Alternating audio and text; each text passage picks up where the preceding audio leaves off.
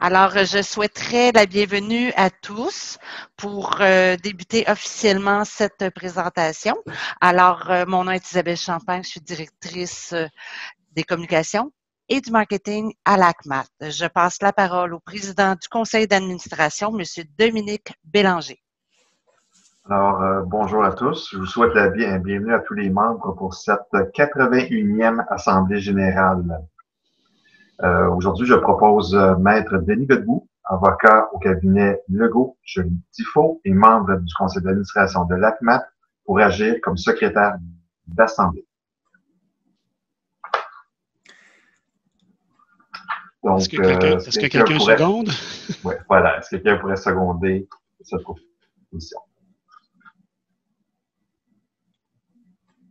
Madame Gisabelle Prévost, seconde. Merci beaucoup. Denis? Merci Gisabelle. Merci de votre confiance. Je vais essayer de m'acquitter de la tâche du mieux que je peux. Pour ceux qui ont pas eu peut-être l'occasion de les consulter, les documents auxquels on va référer aujourd'hui sont disponibles sur la plateforme de l'ACMAT. À toutes les personnes qui ont confirmé leur présence. Donc, vous avez l'ordre du jour, le PV de l'Assemblée annuelle de l'an dernier, les états financiers audités, toutes les résolutions que le conseil d'administration a votées pendant l'année. On a un document qui résume les changements qu'on désire apporter aux règlements généraux de l'ACMAT et finalement la composition actuelle du conseil d'administration et les postes à combler, qui est un des buts de l'Assemblée générale annuelle. Alors, on va essayer de respecter le temps qui nous est alloué, 1h15. Donc, à moins qu'il y ait des objections, on va diriger cette assemblée-là de manière consensuelle. Donc, s'il y a personne qui exprime son désaccord, on va considérer que c'est adopté, les décisions sont prises à l'unanimité des membres. Et vous pouvez vous manifester dans l'espace de chat en levant la main et on va vous donner accès au micro, à la caméra et vous pourrez exprimer votre point de vue et si besoin est, on pourra procéder à un vote avec les ordinateurs. Alors, pour valider la légitimité de l'Assemblée, c'est-à-dire pour qu'elle soit délibérante et légale.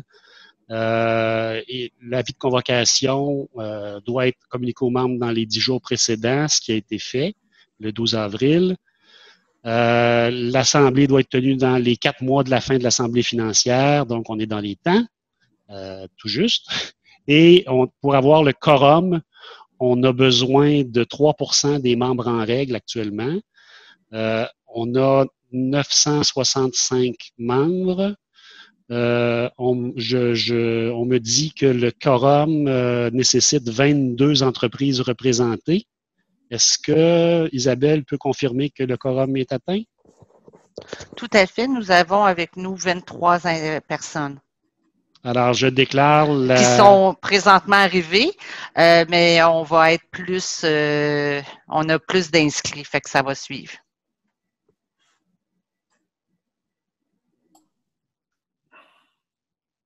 Oups. Je pense, Denis, ton micro était fermé. Alors. Oui, j'ai un appel qui est rentré. Je ne peux pas l'enlever. Je ne sais pas comment, là, mais je m'excuse pour ça. La vie continue. Alors, je déclare officiellement la 81e Assemblée annuelle générale des membres de l'Association québécoise de quincaillerie des matériaux de construction ouverte. Je demande aux membres de vous référer à l'ordre du jour qui est sur la plateforme. Qu'on peut voir à l'écran aussi. Merci pour le support technique. Alors, si à moins d'opposition, je propose que l'ordre du jour soit adopté tel quel. Est-ce qu'il y a un secondaire?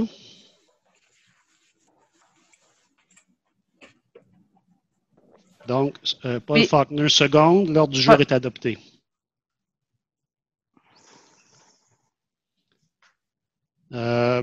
Donc, le premier point, nomination de secrétaire de l'Assemblée, c'est fait. Adoption de l'ordre du jour, c'est fait. Approbation du procès-verbal de la 90e AGA. Vous avez le document. On va prendre pour acquis que les gens l'ont lu à l'avance et à moins qu'il y ait des objections ou des questions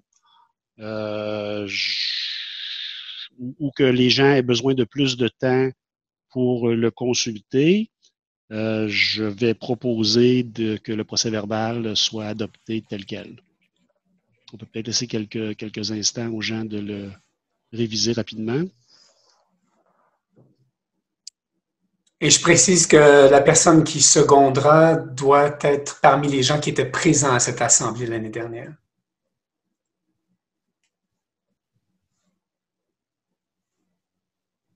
Alors, est-ce que quelqu'un qui était présent à l'Assemblée propose l'adoption? Oui, on a M. Mario Durocher qui seconde. Parfait. Alors, le procès-verbal est adopté tel quel.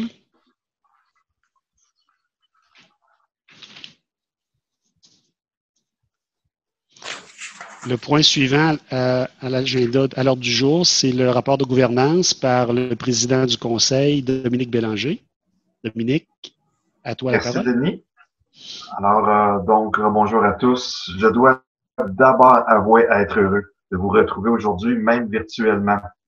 Les membres des associations boudent souvent leur assemblée générale, alors qu'à mon point de vue, en moins d'une heure, on peut apprendre tout ce qui se passe de plus important dans l'organisme qu'on appuie.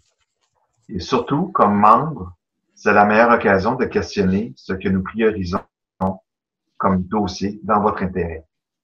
Pour un organisme sans but lucratif comme l'ACMAT, gérer et se développer en contexte de pandémie n'est pas un défi plus facile que celui qu'on a relevé dans nos entreprises privées. Or, du point de vue du conseil d'administration, au nom duquel je m'adresse à vous aujourd'hui, votre association a réussi à bien manœuvrer en ne supprimant qu'un seul poste de travail et en allant chercher le maximum de subventions auxquelles elle avait le droit en raison de la COVID-19.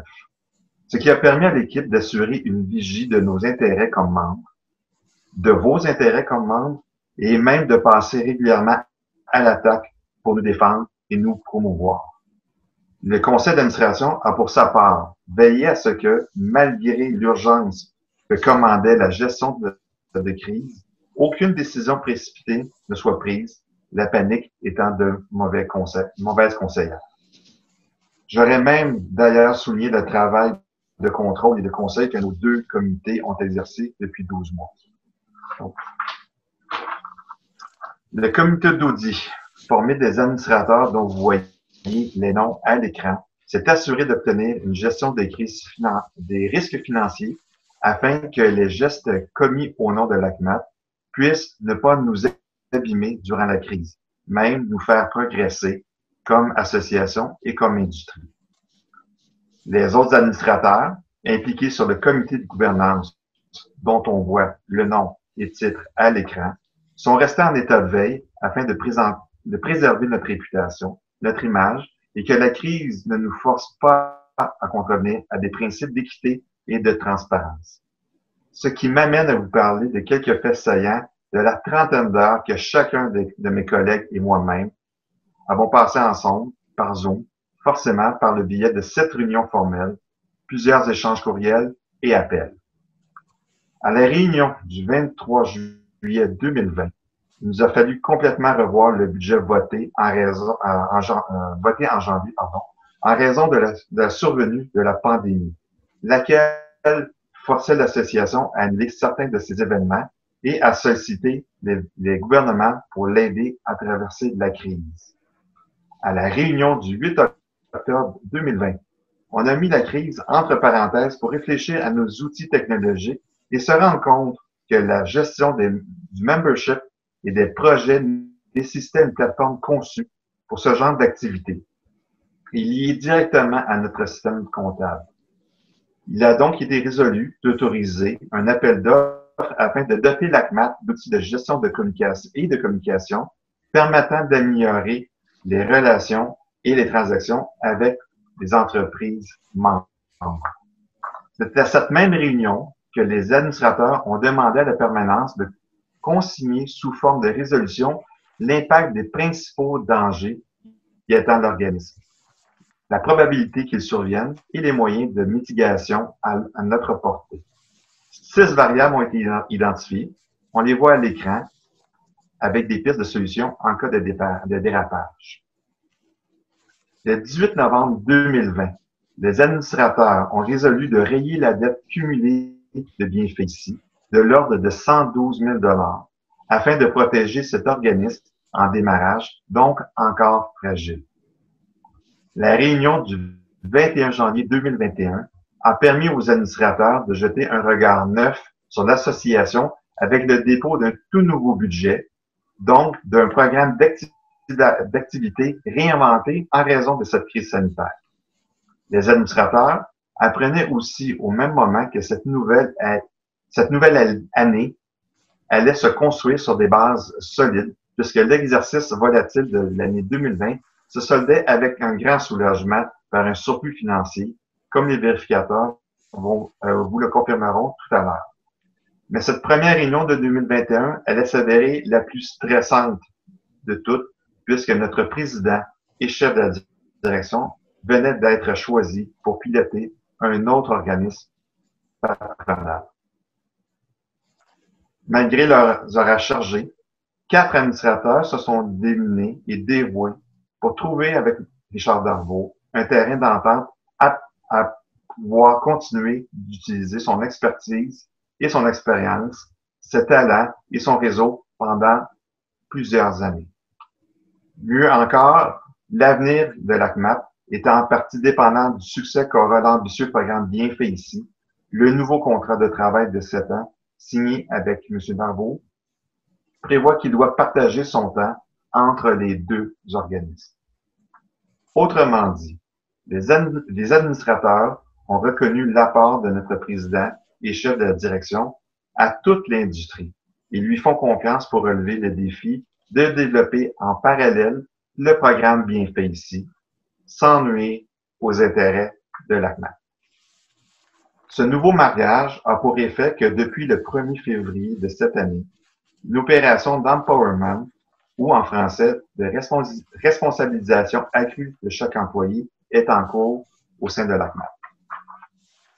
Chers membres, puisque cette 81e assemblée se tient le jour même de l'anniversaire de naissance de celui qui dirige avec brio et un sens éthique et énergie, je me permets de lui dire en votre nom à tous, bonne fête, mon cher Richard. Merci beaucoup. Je ne chanterai pas quand même la chanson. On va s'en tenir. Pas nécessaire. Là. Merci, Louis. J'aimerais en profiter aussi pour proposer une motion de félicitations soit adressée aux 4 administrateurs suivants qui ont donné de leur temps bénévole comme administrateurs dans le seul but de servir l'intérêt de tous les membres. Maître Patricia Goulet, avocate au cabinet Morancy, qui a également agi comme secrétaire du conseil. À M. Stéphane Barry, propriétaire marchand BMR dans l'arrondissement de Saint-Hubert à Longueuil, également trésorier du conseil. À Michel Castonguay, de la firme Match MG, qui a donné 4 ans d'implication bénévole, dont la présidence du comité de gouvernance. Et j'ai gardé pour la fin M. Paul Faulkner, de la compagnie d'adhésifs Dural, vice-président du conseil, longtemps trésorier, plus de 6 ans d'engagement au conseil d'administration de l'ACMAP. Alors, un grand merci à vous 4. Donc, je propose cette motion de félicitations. Je seconde la motion. Et je salue nos ex-collègues.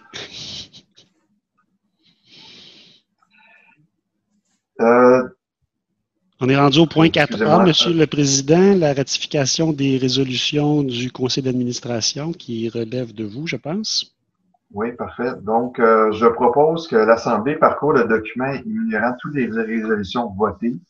Je demande ensuite un proposeur et un secondaire choisi en dehors des membres du conseil d'administration. Donc, je vous laisse le temps de lire un peu ces résolutions. Est-ce qu'on laisse encore une petite minute? M. Darvaux? Je pense qu'on est bon. On est bon? Parfait. Donc, si vous permettez, il me faudrait un proposeur et un secondaire, mais à l'extérieur du conseil d'administration.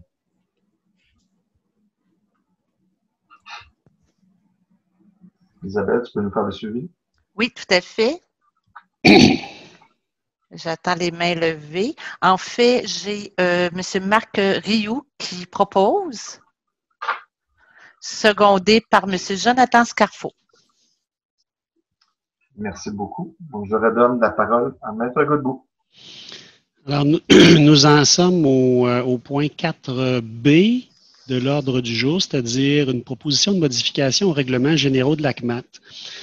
Le comité de gouvernance s'est réuni et a entrepris un travail un peu fastidieux, mais je pense nécessaire, de revoir en fait les règlements généraux de l'ACMAT qui avaient besoin d'une révision en termes de cohérence, dépoussiérage, mise à jour.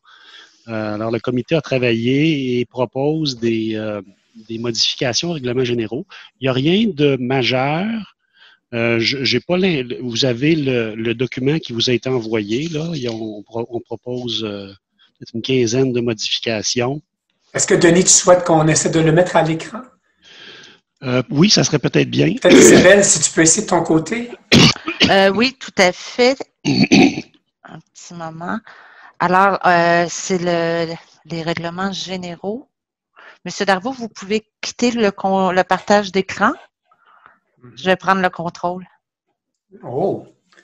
On est vraiment en empowerment, hein, on le voit. Je vais vous le redonner un peu plus tard. Alors, Denis, à toi la parole. Simplement me dire quand défiler. Alors, sur la première page, là, on a des choses qui sont vraiment de la cuisine, qui sont en réalité des modifications qu'on apporte aux règlements généraux pour que ça se conforme à la pratique qui existait déjà, tout simplement, notamment au niveau des paiements des cotisations. Ce n'est plus à une date fixe, mais c'est à la date d'anniversaire d'adhésion à chaque année. Le droit de vote n'est pas perdu automatiquement. On accorde une discrétion là, aux gens d'administration si jamais la cotisation n'est pas payée à temps. À la page suivante, actuellement, le quorum pour que l'Assemblée générale des membres soit délibérante est de 3%. Le comité trouvait que c'était pas très représentatif et on s'est donné l'objectif ambitieux de mettre ça à 5%. Donc, sur bon an, mal an, 1000 membres, on va parler de 50 personnes ou une quarantaine de personnes. Donc, c'est un défi qu'on va devoir relever, mais je pense surtout avec la formule actuelle qui est virtuelle, les gens n'ont pas besoin de se déplacer, de perdre une journée, une demi-journée de travail. Je pense que ça vaut la peine de l'essayer. Alors, on propose d'augmenter ça à 5%. Aussi, à l'article 5.2, au niveau de la composition des membres du conseil d'administration, c'est dans l'air du temps. On a un souhait. Évidemment, on a des critères là, de représentativité en termes de marchands, fournisseurs, manufacturiers, fournisseurs de services, mais une des préoccupations qui a été soulevée, c'est la parité des sexes. Évidemment, on est dans une industrie où les hommes sont représentés de façon majoritaire et on a manifesté un désir d'augmenter un peu la participation des femmes, qui n'est pas un objectif, qui est pas un critère contraignant, mais un objectif vers lequel le Conseil voudrait tendre dans l'avenir. Et on espère que ça va encourager des femmes aussi à s'impliquer davantage au niveau du Conseil d'administration. La page suivante, à 5.8.2, on l'a à l'écran. Bon, ça aussi, on fait une modernisation, c'est-à-dire actuellement, pour que les séances du conseil d'administration soient délibérantes, il devait y avoir une présence physique et ça prenait le consentement unanime des membres pour qu'on puisse le faire virtuellement. Là, c'est prévu que les réunions du CA vont pouvoir se faire virtuellement, même si tous les membres n'y ont pas consenti unanimement. Je pense que c'est dans l'air du temps. On a aussi des dispositions à 5.9 et 6.6 où on veut un peu redéfinir le rôle du président chef de la direction, c'est-à-dire on accorde en fait plus d'indépendance au conseil d'administration par rapport au président et chef de la direction. Il y a quelques années, avant que je sois là, je pense que même le président et chef de la direction siégeait comme membre du conseil d'administration. Ça a été jugé comme étant une pratique qui est contraire aux règles de la bonne gouvernance. Alors, on a fait des petits ajustements pour accorder davantage d'indépendance au conseil d'administration par rapport au président et chef de la direction. Pas parce qu'on n'aime pas qu'il s'en mêle, mais parce que je pense que le conseil est mûr, est prêt et capable d'assumer son rôle, qui est un peu un chien de garde, en fait, de ce que l'administration de l'ACMAT fait. Alors, plus il y a d'indépendance, mieux c'est. Et, finalement, on a dépoussiéré aussi là, la question des affaires bancaires où on autorise maintenant les transactions électroniques, ce qui est en fait une mise à jour des règlements pour confirmer une pratique qui existe déjà. Alors, ça fait le tour. Est-ce qu'il y a des questions sur les changements proposés?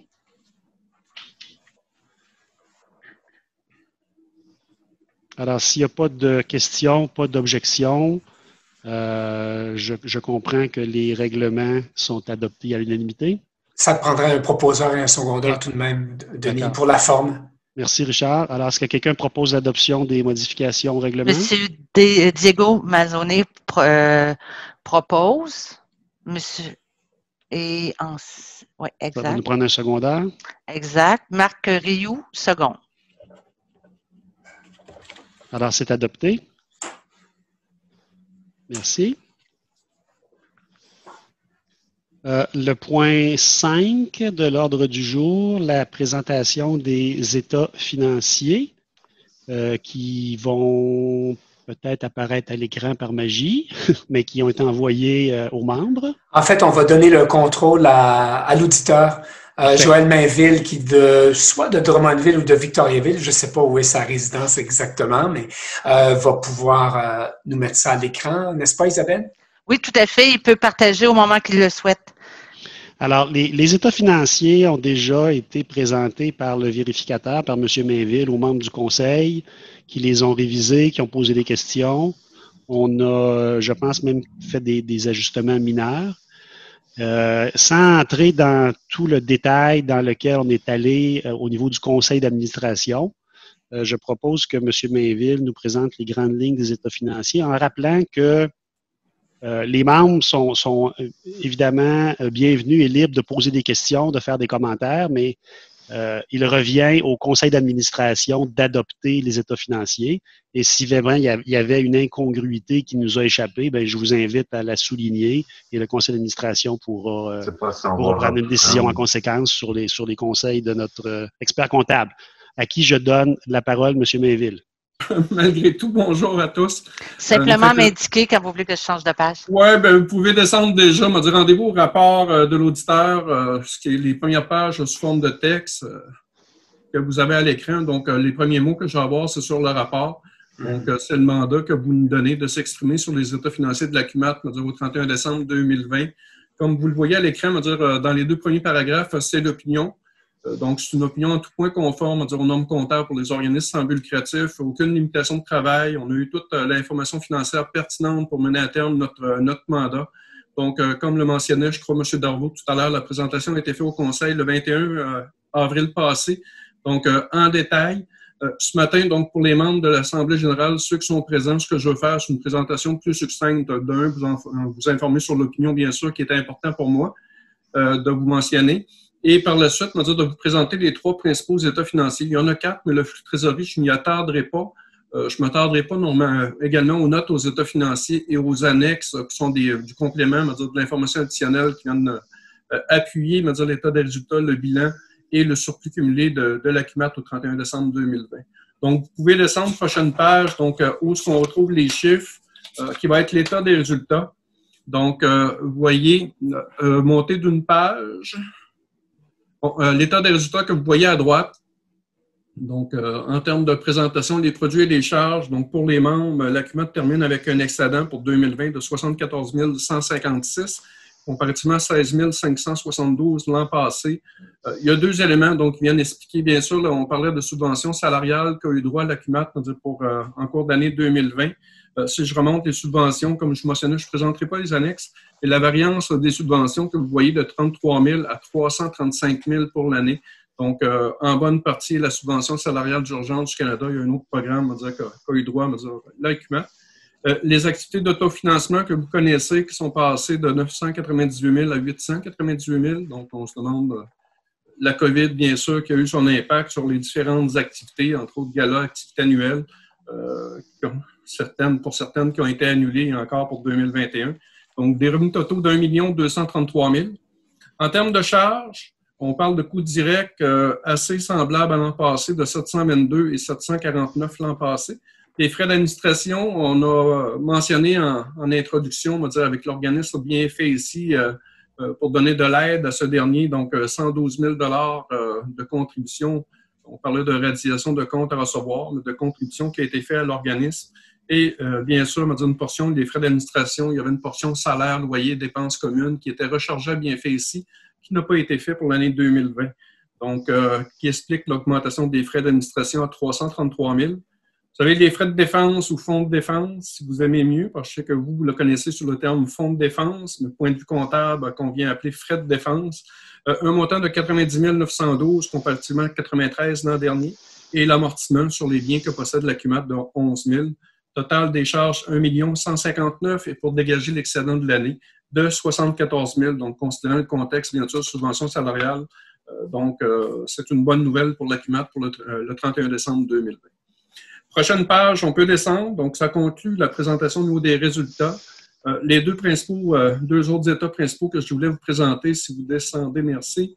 Donc, vous avez à la gauche ce qu'on appelle l'évolution de l'actif net, ou plus simplement le surplus cumulé de l'ACUMAT au 31 décembre 2020, donc depuis le jour 1 de la création de l'organisme jusqu'au 31 décembre.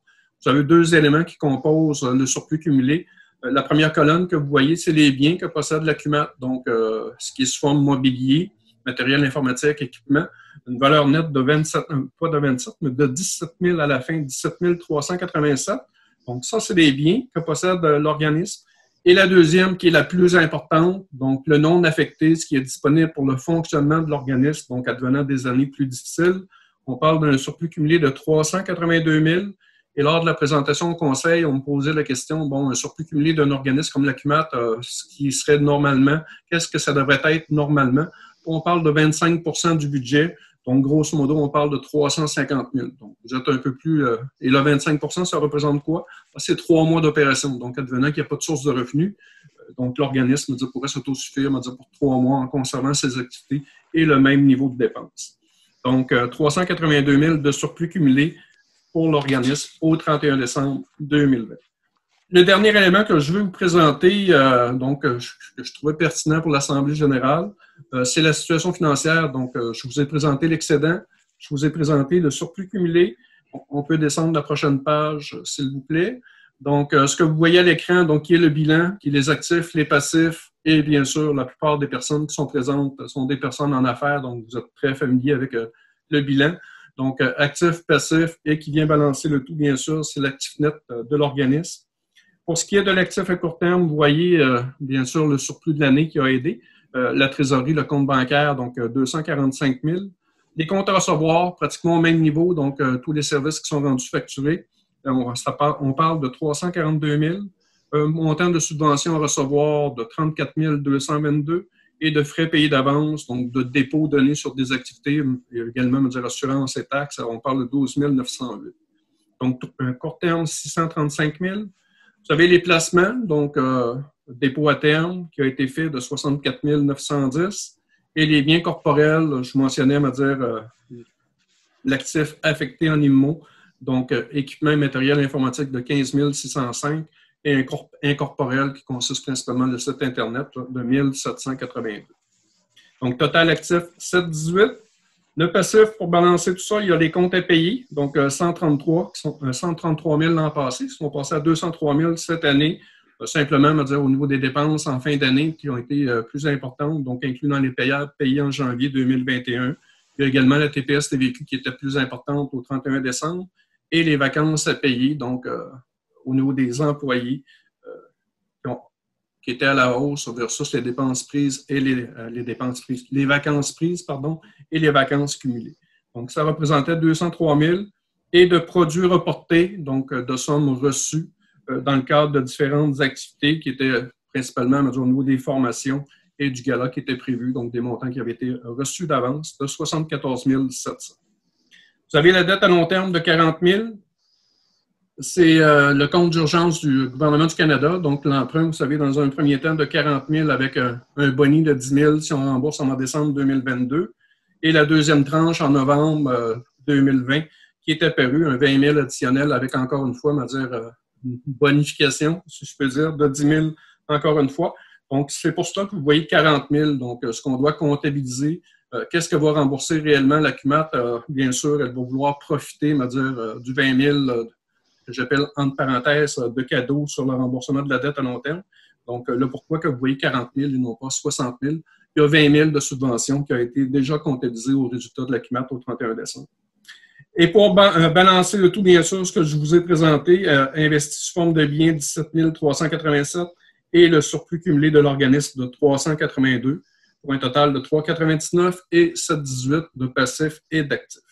Ça fait déjà le tour. Donc, vous voyez, je ne vais pas plus loin au niveau des états financiers. Le reste, là, ce que j'appelle les notes aux états financiers du blabla comptable. Là.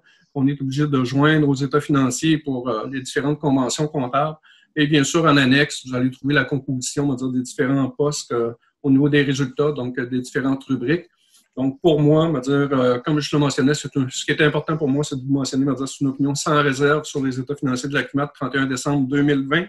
Et bien sûr, par rapport à la situation financière, vous voyez, on va dire que la CUMAT est en bonne situation financière pour l'exercice qui vient de se terminer. Ça conclut en termes de présentation de mon côté. Est-ce que les membres de l'association, les membres du conseil ont des questions ou des commentaires par rapport aux états financiers? Alors, puisqu'on n'a pas besoin de voter, les états financiers sont déjà adoptés, alors on peut passer au point suivant, à moins qu'il y ait des questions ou des commentaires. Le point suivant est une formalité réellement. Je vais faire mon avocat. Là, la partie 3 de la loi sur les sociétés par action oblige les membres réunis en assemblée annuelle à nommer un vérificateur ou un auditeur pour l'exercice courant. Alors, compte tenu du bon travail de M. Mainville, de la firme RDL, je propose qu'il soit mandaté pour préparer l'audit, les états financiers audités pour l'exercice financier 2021. Est-ce que j'ai un secondaire? Je seconde. Dominique Bélanger. Dominique Bélanger. Merci. Alors, vous êtes, M. Mainville, vous êtes mandaté officiellement. Merci bien. Fait que moi, je vous souhaite une bonne assemblée et au plaisir. Merci. Au revoir. Nous en sommes au point numéro 6 de l'ordre du jour, le moment tant attendu, la présentation du rapport d'activité du président et chef de la direction, M. Richard Darvaux. Je vous cède la parole. Merci, Denis. Peut-être il convient de rappeler à l'écran notre raison d'être. Ce qu'on vise à devenir à court et à moyen terme, et puis le système de valeurs qui guide nos actions, puis nos paroles, puisque parmi les... Maintenant, je vois qu'on est 37, alors ça a doublé là, depuis tout à l'heure. Parmi les gens qui sont avec nous, il y a des tout nouveaux membres, alors, ou bien des très anciens qui peuvent avoir oublié pourquoi leur association existe. Et je trouve toujours important de rappeler et au conseil d'administration et à notre équipe de travail ces trois grands éléments qui, en principe, devraient être notre ADN, ce qui nous distingue des membres individuellement, que ce soit des bannières, des marchands, des fabricants, des firmes de services, puis ce qui nous distingue aussi du gouvernement ou des autres associations sans but lucratif, chambres de commerce qui peuvent exister. Alors voilà. Maintenant, j'ai mis ma présentation avec des logos d'entreprises que vous connaissez. C'est pour vous dire que sans nos membres, nous sommes rien et tous les marchands de ces bannières sont systématiquement membres de l'organisation. Je n'ai pas mis le logo de Rona puisque les Rona qu'on appelle vulgairement corporatifs sont tous membres. Quant aux Rona affiliés, la décision dépend de chaque marchand propriétaire. Alors, c'est important de vous dire que nous n'avons perdu aucun marchand membre depuis les 12 derniers mois, mais plusieurs se sont ajoutés. D'abord, certains Ace, certains Timbermart. Est-ce que c'est pour les mêmes raisons qui se sont ajoutés à l'association? Je pense qu'en gros, c'est que cette pandémie a fait en sorte qu'on a eu une surexposition. On a joué un rôle d'accompagnement peut-être qui est plus apparent que dans les années antérieures. Nous, de notre point de vue à l'interne, je pense pas qu'on se sent plus utile aujourd'hui qu'hier, mais possiblement que cette visibilité a fait que des quincailleries existaient déjà sur le territoire sans nécessairement décider de devenir membre. Alors, celles-ci se sont ajoutées depuis les derniers mois, 11 autres marchands BNR qui s'ajoutent à une centaine qui étaient déjà là, et puis Rona, puisqu'il y a beaucoup de Rona dans le marché, s'en sont ajoutés 19 autres à notre grande famille. Alors, on leur souhaite la bienvenue. Si vous calculez le nombre de petits points verts, vous verrez que ça ne fait pas 19 parce que parmi ces gens, il y en a qui ont 2 ou 3 ou 4 succursales. Voilà. Il y a également des fournisseurs qui se sont ajoutés à notre grande famille. Alors, vous voyez les logos, ça parle facilement. On les remercie. On voit qu'on a des manufacturiers, quelques entreprises plus orientées sur les services ou des franchiseurs. Et puis également, Torpsa, qui est un groupement d'achat qui s'est ajouté à nous. Alors, on leur souhaite officiellement la bienvenue.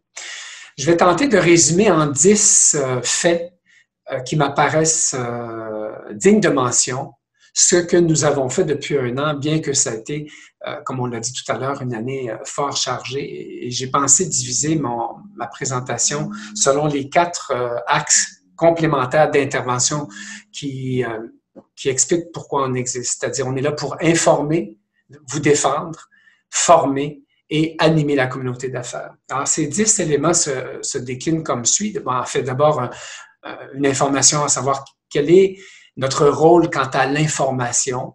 Alors, on se rapproche beaucoup d'une définition du journalisme, contrairement à d'autres associations qui vont faire, je dirais, presque de la désinformation, en tout cas de la communication qui est relativement à l'avantage des membres, mais pas nécessairement à l'avantage de la vérité.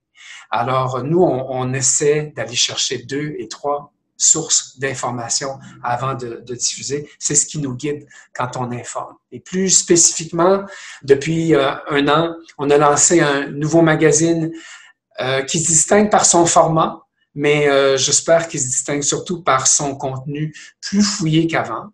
Puis on a maintenu notre présence quotidienne avec notre infolette. Alors c'est pour moi le fait numéro 1 sur lequel je voulais attirer votre attention. En deuxième, toujours dans le bloc de l'information, on a eu une présence beaucoup plus grande sur le web, sur les médias sociaux. Vous pouvez lire à l'écran le nombre de publications, de messages, d'impressions, d'engagements ou de followers que nos pages Facebook, nos messages, notre compte Twitter, notre page sur LinkedIn nous procurent. Comme communauté. Alors, on est très content de la progression. On pourra revenir dans le magazine d'ailleurs avec justement en exprimant quelle était notre situation il y a un an et une année plus tard, comment on évolue en termes en tout cas quantitatifs. Un deuxième bloc, c'est celui du lobbying, de la représentation gouvernementale et ce que Joël appelait aussi le fonds de défense. Nous sommes là pour essayer de non pas attirer l'attention sur l'ACMAT, et encore moins sur moi-même, mais sur ce que vit notre communauté d'affaires et sur ce qui touche la majorité et parfois même la totalité des membres comme enjeu, comme problème, comme difficulté. Et aussi, quand ça va bien, on essaie de faire parler de nous tout autant. On est là aussi pour essayer de corriger, de combattre des abus, des inégalités qui peuvent se présenter. Alors, on va regarder ce que ça donne. Donc, le mot essentiel est sans doute ce qui a marqué le plus le travail de notre équipe, puis le mien en particulier. Je ne sais pas c'est quoi la quantité totale d'entrevues qui ont été accordées à des médias, mais c'est un volume assez important. Et c'est essentiel aussi pour moi de ne pas avoir la politique de la chaise vide. Alors, parfois on va se tromper, parfois on va choquer certains de nos membres par nos propos parce qu'on n'arrive jamais à plaire à tout le monde. Mais je vous invite à me faire part des nuances que vous aimeriez que nous ayons lorsque parfois on prend partie prenante de débats. Alors, plus vous m'informez et vous réagissez, plus on sera pas nécessairement nuancé, mais on reflètera encore plus ce que nos membres pensent. Et puis, en général, on va essayer de se baser sur des sondages. Alors, quand on vous propose de participer à des enquêtes, essayez d'être le plus nombreuses à y participer. Lorsqu'on a 50 personnes sur 1000 entreprises membres qui nous donnent leur son de cloche, ça nous donne une couleur, mais il y a une marge d'erreur importante. Quand on atteint le chiffre de 100 sur 1000, on marche sur des œufs beaucoup plus durs quand on vient le moment de prendre la parole et surtout de poser des gestes concrets. La quatrième action sur laquelle je veux attirer votre attention, c'est bien fait ici. Écoutez, malgré une année pandémique qui a mis tout sur la glace, vous voyez qu'on a 160 usines qui adhèrent au programme. Nous avons 4 associations en bas à droite qui depuis le début, nous accordent leur soutien. Si vous ne connaissez pas bien ACCPN, c'est qu'ils ont changé de nom il y a pas longtemps. Vous les connaissez possiblement plus sous leur ancien acronyme qui est CHHMA. Et puis à gauche, vous avez les bannières qui soutiennent le programme. Et je dois vous dire que ce matin même, nous avons eu la bonne nouvelle de la part de Paul Williams et son représentant Simon Gouin au Québec, les gens du groupement Torpsa, qui souhaitent adhérer au programme. Alors, leur candidature sera soumise au conseil d'administration de Bienfait ici.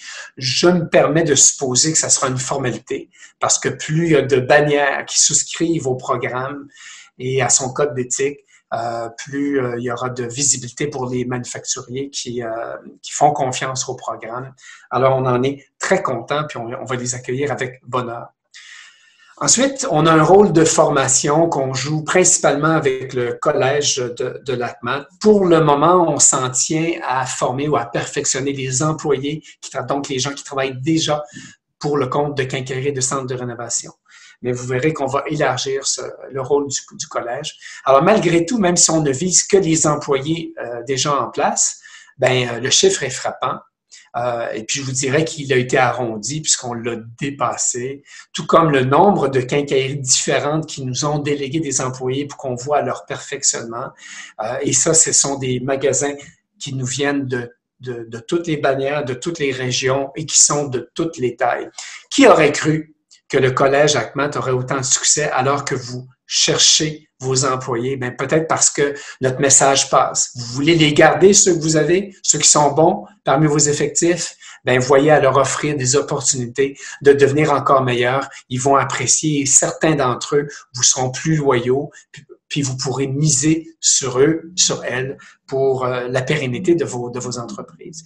Le 6e des 10 éléments que je voulais vous partager aujourd'hui, c'est les webinaires qu'on a fait l'année dernière. Et je dois vous dire qu'on va en refaire cette année. On a commencé la semaine dernière. Les chiffres sont percutants. Écoutez, 765 visionnements, 367 participants en direct. Moins qu'on puisse dire, nous avons un grand succès. On n'aurait pas pu faire ça il y a 3 ans, mais la pandémie a ça de bon, c'est que tout le monde s'est mis au Zoom à maîtriser ces technologies et ça nous permet d'aller chercher de plus grands auditoires.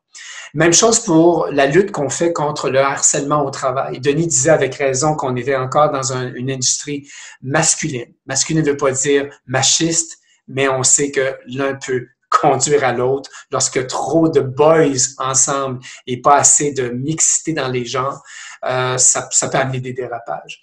Alors, on a démarré ce programme à peu près à pareille date l'année dernière et puis à ce jour, il y a plus de 1100 gestionnaires ou leurs employés qui ont suivi soit les formations immersives sous une forme de vidéo interactif, soit les balados ou les podcasts en anglais. On en a fait une série de 6, puis ça a été très populaire. C'est encore en vigueur. On termine le programme dans à peu près 1 mois.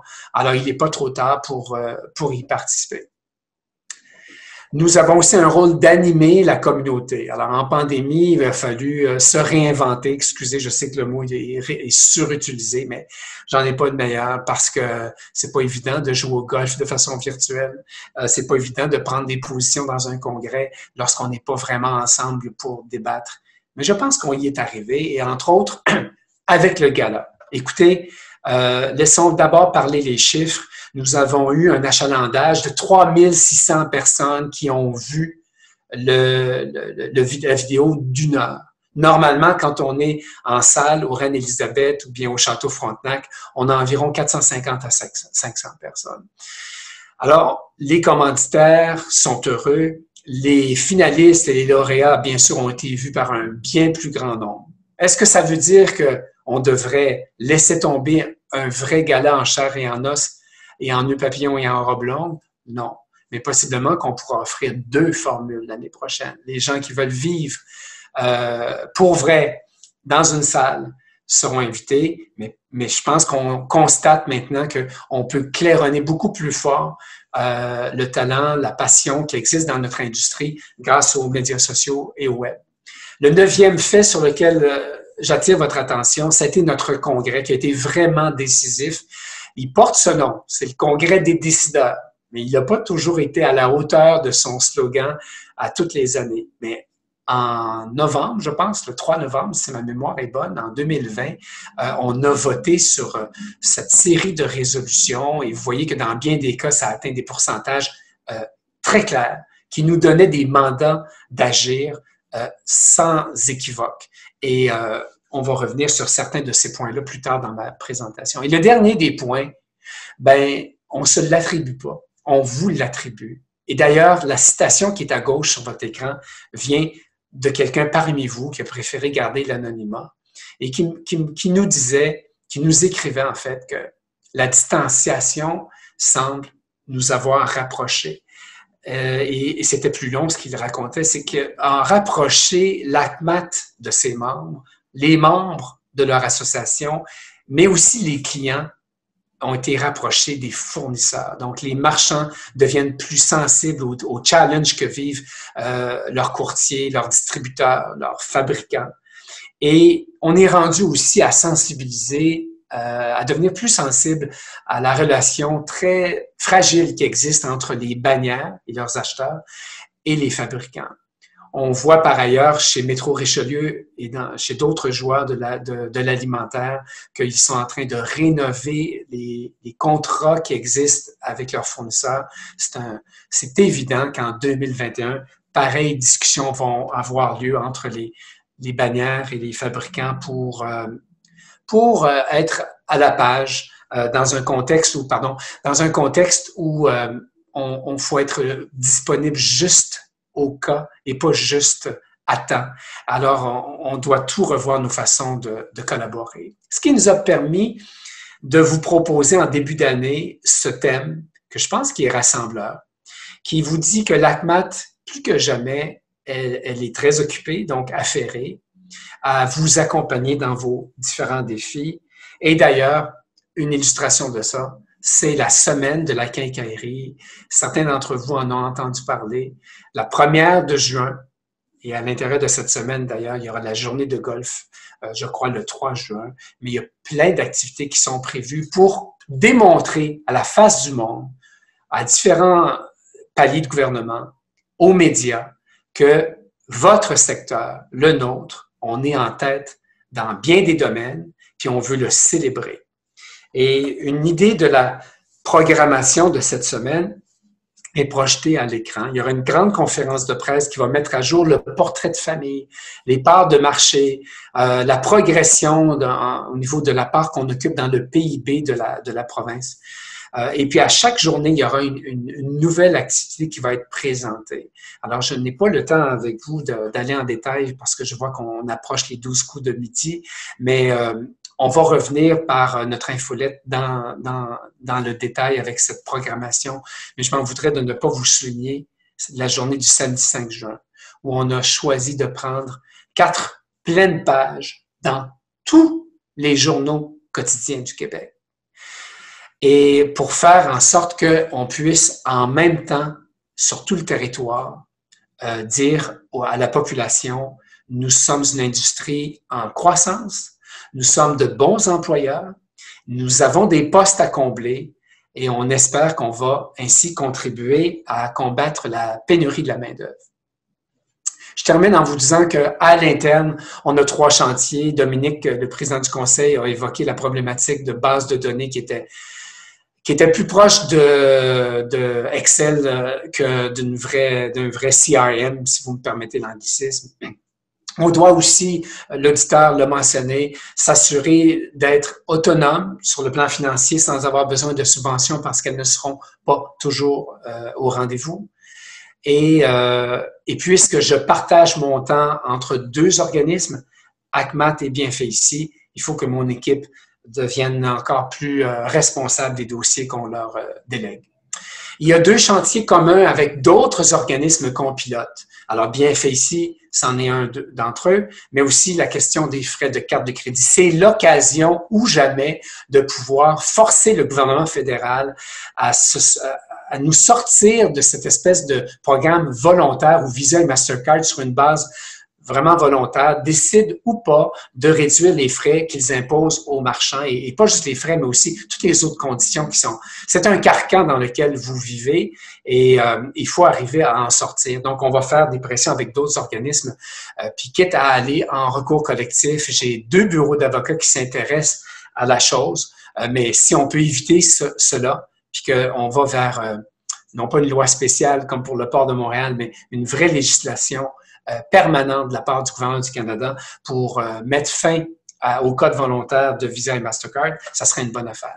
On a aussi 5 chantiers qui nous concernent, nous, comme industrie. Alors, la pénurie de main-d'œuvre, vous voyez qu'on va prendre beaucoup de moyens pour s'y attaquer. L'approvisionnement qui devient un peu plus préférentiel pour les cours à bois du Québec, qu'on amène le gouvernement à comprendre qu'on ne peut pas être privé de bois alors qu'on permet facilement aux scieries d'exporter à l'extérieur du Québec. Alors, il faut arriver à un arbitrage. On s'est rendu compte depuis les derniers mois, grâce à la pandémie, qu'on manque cruellement de certains composants, de certains produits clés. Et lorsque il y a une panne, parce qu'il y a une crise sociale, parce qu'il y a un changement climatique au Texas ou ailleurs, ou parce qu'il y a une crise sanitaire, et il y en aura d'autres, ben toute la chaîne s'en trouve bloquée et la relation client-fournisseur s'en trouve également amputée ou handicapée.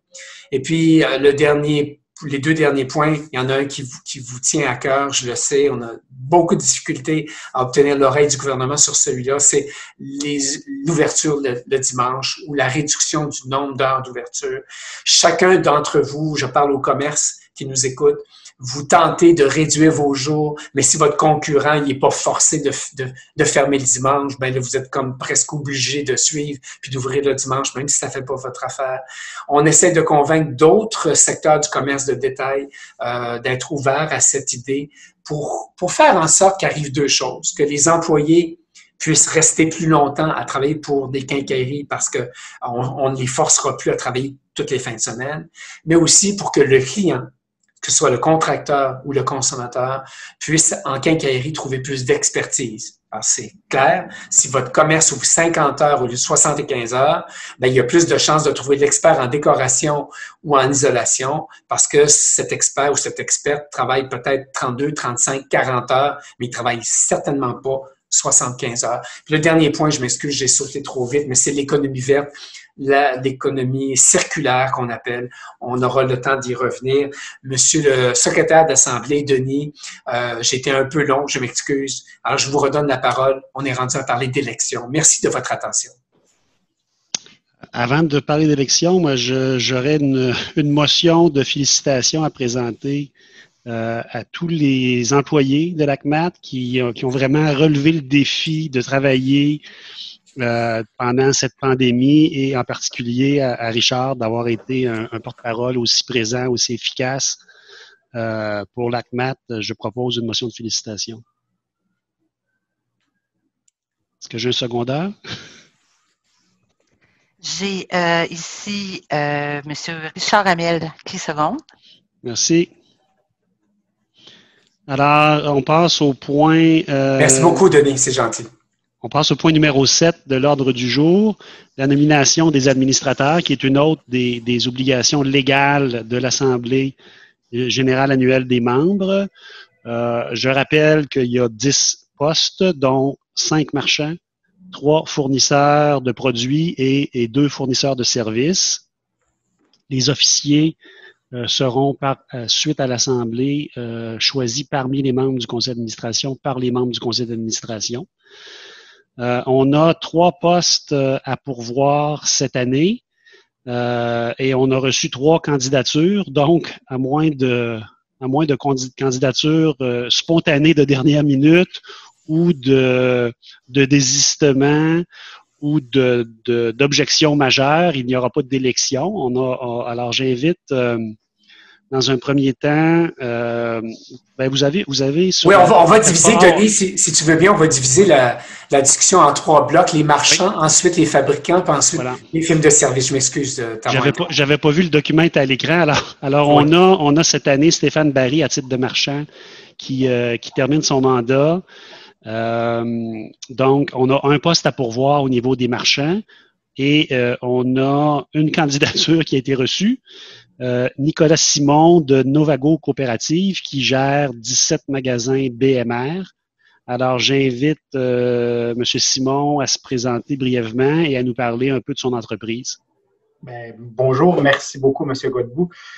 Oui, c'est ça. Donc, je m'appelle Nicolas Simon. Je suis co-directeur des ventes et des opérations chez Novago Coopérative. Donc, on regroupe 17 BMR dans la province de Québec, sur un territoire quand même assez large qui va de la capitale nationale jusqu'à Gatineau et l'Abitibi-Témiscamingue.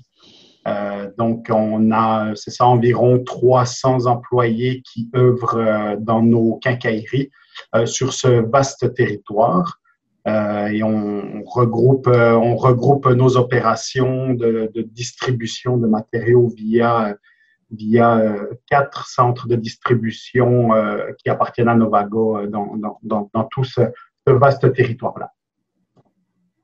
Merci. Et je m'excuse, est-ce que Nicolas, on peut te poser la question, pourquoi est-ce que tu as montré l'intérêt à joindre le conseil d'administration? Je suis l'ACMAT quand même depuis mon entrée chez Novago maintenant, dans le fond, et je suis un fervent lecteur de toutes vos infolettres. Je trouve ça très important, très intéressant d'être au fait de ce qui se passe justement dans l'industrie de la quincaillerie comme marchand. J'ai des dossiers dans les 5 priorités que vous avez présentées juste avant, M. Darvaux. Il y a des dossiers qui me tiennent énormément à cœur. Entre autres, un dossier qui est justement la fermeture le dimanche. Donc, c'est quelque chose que je trouve très important dans l'avenir qui est fortement lié justement à la pénurie de main-d'œuvre.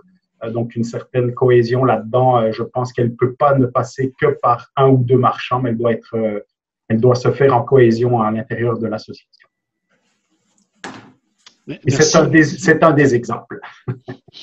Alors, merci, M. Simon. Alors, puisqu'on n'a reçu aucune autre candidature, M. Simon, vous êtes nommé par acclamation, félicitations. Et je salue en passant le départ de Stéphane Barry comme marchand, dont M. Simon remplace le poste laissé vacant au conseil d'administration. Salut Stéphane.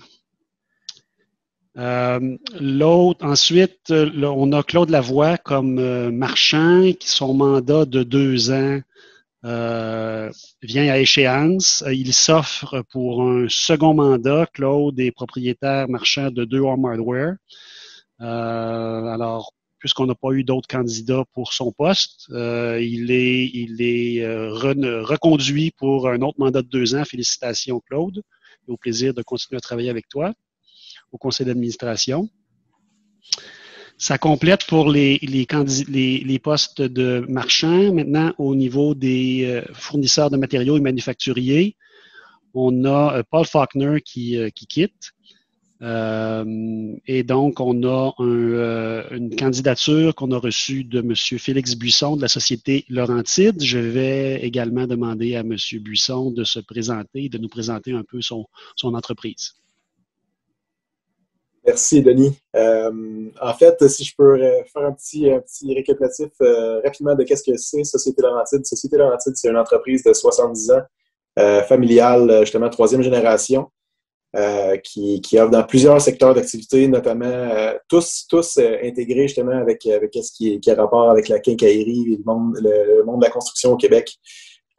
Principalement au niveau du recyclage, des peintures, aussi fabricant de peinture industrielle et aussi commerciale. De mon côté, je suis vice-président des ventes justement pour le groupe auprès des 3 divisions. Donc, c'est un honneur et c'est vraiment un plaisir de pouvoir me joindre à une organisation hors pair comme celle de l'ACMAT, puis j'ai très, très hâte de pouvoir contribuer à ma façon à ces beaux objectifs qu'on a en tête. Alors, Félix, vous êtes officiellement membre du conseil d'administration. Félicitations et bienvenue parmi nous. Merci. Si tu me permets, Denis, j'aimerais préciser que Paul Faulkner s'est retiré pour, encore là, par souci d'indépendance. On a parlé de ça dans les changements au règlement. Il va rester impliqué au conseil d'administration de Bienfait ici. Alors, on essaie d'avoir 2 conseils d'administration bien distincts. Alors, il va œuvrer dans le cadre de Bienfait ici à temps plein, bénévolement, mais à temps plein. Voilà la raison qui explique son départ du conseil d'administration de l'ACMAT. Merci, Richard, de cette précision. Le mandat d'administratrice de Josée Deslauriers de la société Lockscreen Canada comme représentante manufacturier est venu à échéance. On n'a pas d'autres candidats qui s'est présenté contre elle, donc son mandat est reconduit pour un autre terme de 2 ans. Merci, Josée, de continuer à t'impliquer avec nous.